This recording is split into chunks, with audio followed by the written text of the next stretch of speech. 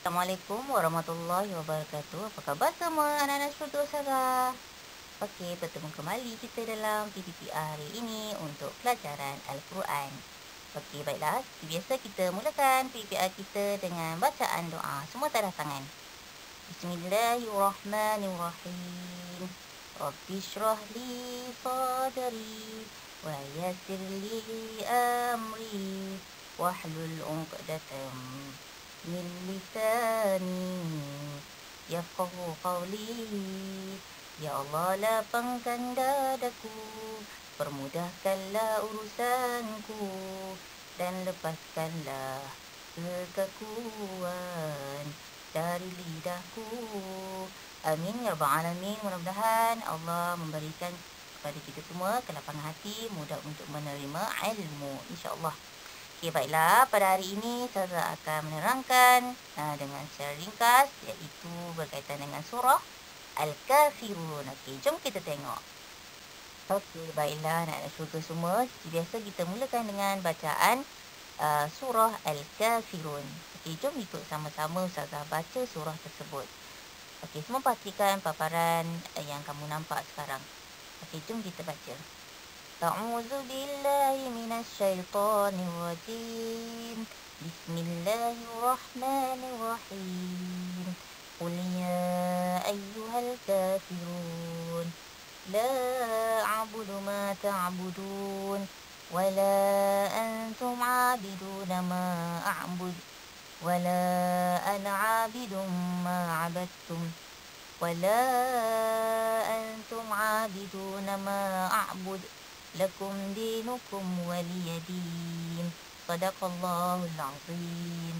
Okey, baiklah. Surah yang saya bacakan sebentar tadi, nama dia surah Al-Kafirun. Okey, jom kita sebut sekali lagi isi-isi penting berkaitan surah Al-Kafirun. Okey, jom ikut saya sebut.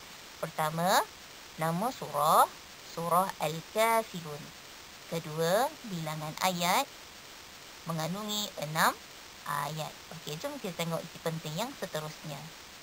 Okey, baiklah anak-anak syurga semua, isi penting yang seterusnya seperti yang kamu nampak dalam paparan sekarang. Okey, jom ikut saya sebut. Ketiga, tempat turun surah di Mekah, ayat Makkiyah. Keempat, tema surah orang-orang kafir. Kelima, erti kalimah. A, qul, artinya katakanlah. B, antum, artinya kamu.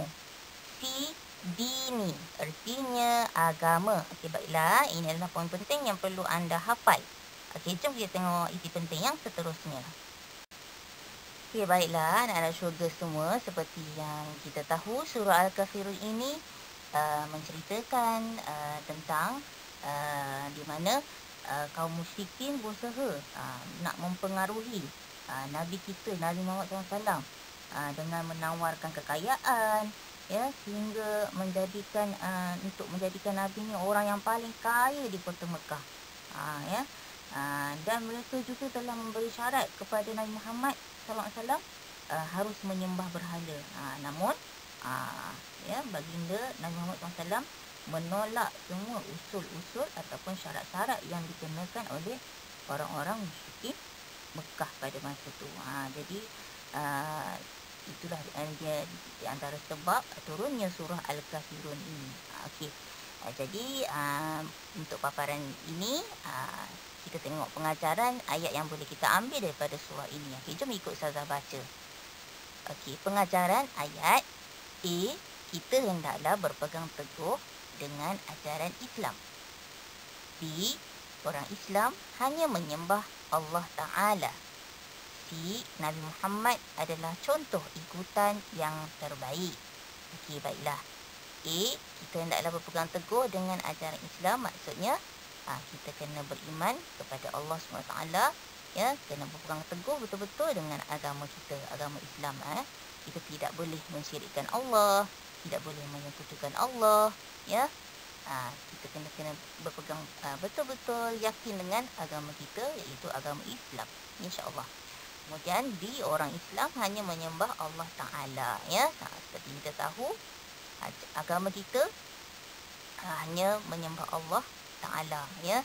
tiada Tuhan selain Allah. Dia tak boleh menyembah seperti orang kafir sembah patung, sembah bulan, sembah matahari.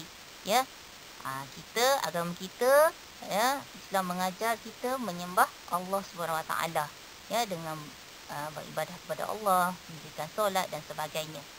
Kemudian Nabi Muhammad adalah contoh ikutan yang terbaik. Seperti kita tahu, tentulah Nabi kita Khatimul Anbiya, penghulu segala nabilah menjadi ikutan contoh yang paling bagus, yang paling terbaik untuk umat manusia semua. Kita kena ikut apa yang Nabi buat, apa yang Nabi selalu ajarkan dalam hidup kita, sunnah-sunnah Nabi kita kena buat.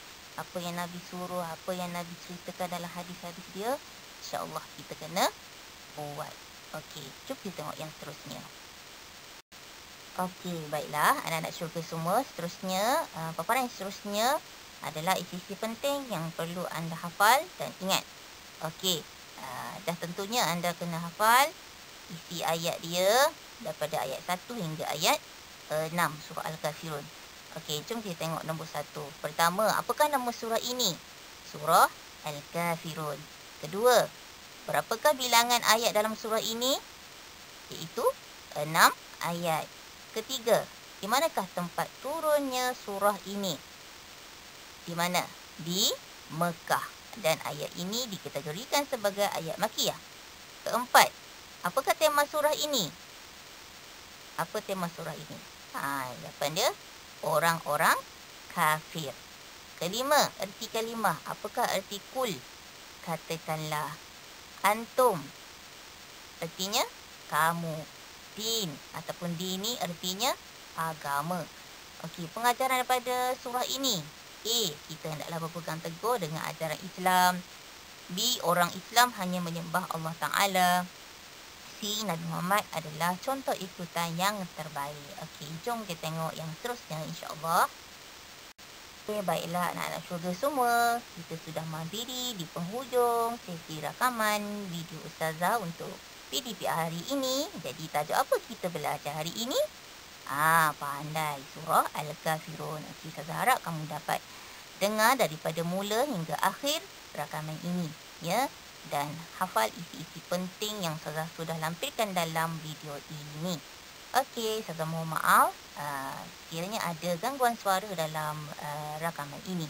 Ustazah harap Allah memudahkan urusan kamu semua untuk menghafal isi-isi penting yang sudah Ustazah sediakan dalam video ini. Okey, insya-Allah. Jadi Ustazah sudahi dulu PGPR Ustazah untuk hari ini dengan lafaz yang mulia. Wabillahi taufiq wal hidayah. Wassalamualaikum warahmatullahi wabarakatuh. Jumpa lagi.